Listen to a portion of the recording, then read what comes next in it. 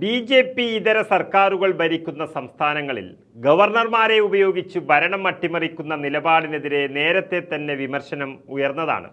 അത്രമാത്രം വിഭാഗീയത ഗവർണർമാർ സംസ്ഥാനങ്ങളിൽ ഉണ്ടാക്കിയിരുന്നു. ബില്ലുകൾ തടഞ്ഞുവയ്ക്കുക, ഒപ്പിടാതെ തിരിച്ചയക്കുക, എം.എൽ.എമാരുടെ സത്യപ്രതിജ്ഞാ ചടങ്ങുകൾ ബഹിഷ്കരിക്കുക തുടങ്ങിയ ലീലാവിലാസങ്ങളാണ് ഗവർണർ കഴിഞ്ഞ 10 വർഷമായി ചെയ്തുകൊണ്ടിരിക്കുന്നത്. എന്തായാലും ഗവർണർമാർക്ക് സുപ്രീം കോടതി മൂക്ക് കയറിട്ടതോടെ ബി.ജെ.പിയുടെ വലിയ ആയുധമാണ് ഇവിടെ നഷ്ടമാകുന്നത്. പ്രത്യേകിച്ച് ലോക്സഭാ തെരഞ്ഞെടുപ്പിൽ വമ്പിച്ച തോൽവി ഏറ്റുവാങ്ങിയതോടെ ഗവർണർമാരോട് സംസ്ഥാനങ്ങളെ നിലയ്ക്ക് നിർത്തണമെന്ന നിർദ്ദേശം ബി.ജെ.പി. നൽകിയിരുന്നു. എന്നാൽ അതിന് നിൽക്കേണ്ടെന്നും മര്യാദയ്ക്ക് ഭരണമേൽനോട്ടം വഹിക്കണമെന്നുമാണ് കോടതി ഇപ്പോൾ ചൂണ്ടിക്കാട്ടിയിരിക്കുന്നത്.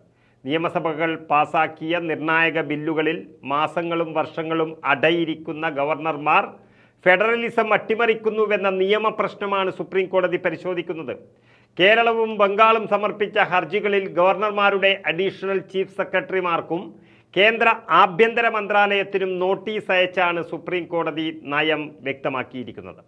സുപ്രീം കോടതിയുടെ ഇടപെടൽ ഗവർണർമാരുടെ രാഷ്ട്രീയ പ്രേരിതമായ നടപടികൾക്ക് കടിഞ്ഞാണിടുമെന്ന പ്രതീക്ഷയാണ് ബി.ജെ.പി. ഇതര കക്ഷികൾ ഭരിക്കുന്ന സംസ്ഥാനങ്ങൾക്ക് ഉള്ളത് എന്നും കാണാം. ബില്ലുകൾ ദീർഘകാലം പിടിച്ചുവെക്കുന്ന ഗവർണർമാർ സംസ്ഥാനങ്ങൾ സുപ്രീം കോടതിയെ സമീപിക്കുമ്പോൾ മാത്രം ബില്ലുകളെല്ലാം ഒന്നിച്ച് രാഷ്ട്രപതിക്ക് വിടുന്നത് ഭരണഘടനാ വിരുദ്ധമാണെന്നാണ് തമിഴ്നാട് ഉൾപ്പെടെയുള്ള സംസ്ഥാനങ്ങൾ വാദിക്കുന്നത്.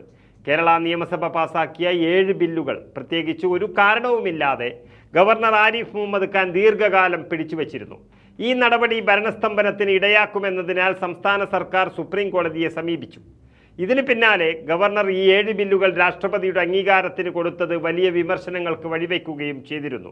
സാധാരണഗതിയിൽ കേന്ദ്ര സംസ്ഥാന തർക്കങ്ങൾ ഉണ്ടാകുന്ന വിഷയങ്ങളുള്ള ബില്ലുകളാണ് രാഷ്ട്രപതിക്ക് വിടാറുള്ളത്. എന്നാൽ അത്തരം തർക്കങ്ങൾ ഒന്നുമില്ലാത്ത സാധാരണ ബില്ലുകൾ പോലും ഗവർണർ രാഷ്ട്രപതിക്ക് കൈമാറുന്നതിനെ ബംഗാളും കേരളവും തമിഴ്നാടും ഒരുപോലെ എതിർക്കുന്നുണ്ട്. ഭരണഘടനയുടെ 200-ാം അനുച്ഛേദത്തിൽ നിയമസഭ പാസാക്കിയ ബില്ല് ഗവർണർമാരുടെ പരിഗണനയ്ക്ക് വിട്ടാൽ ഗവർണർമാർ സാധ്യമായ എത്രയും വേഗത്തിൽ തീരുമാനമെടുക്കണമെന്നൊരു വ്യവസ്ഥയുണ്ട്. ബില്ല് മാസങ്ങളും വർഷങ്ങളും പിടിച്ചുവെക്കാൻ ഗവർണർക്ക് അധികാരമില്ല എന്ന് തെലങ്കാന സർക്കാരും ഗവർണറും തമ്മിലുള്ള കേസിൽ സുപ്രീം കോടതി നിരീക്ഷിച്ചതുമാണ്.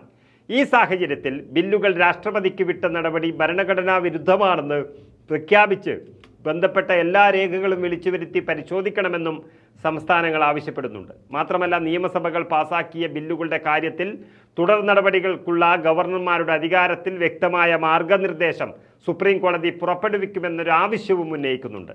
ഓഗസ്റ്റ് 20-ന് കേസ് വീണ്ടും പരിഗണിക്കുമ്പോൾ അന്തിമ ജയം ബി.ജെ.പി. ഇതര സർക്കാരുകൾക്കായിരിക്കുമെന്ന് നിയമവിദഗ്ധരും ചൂണ്ടി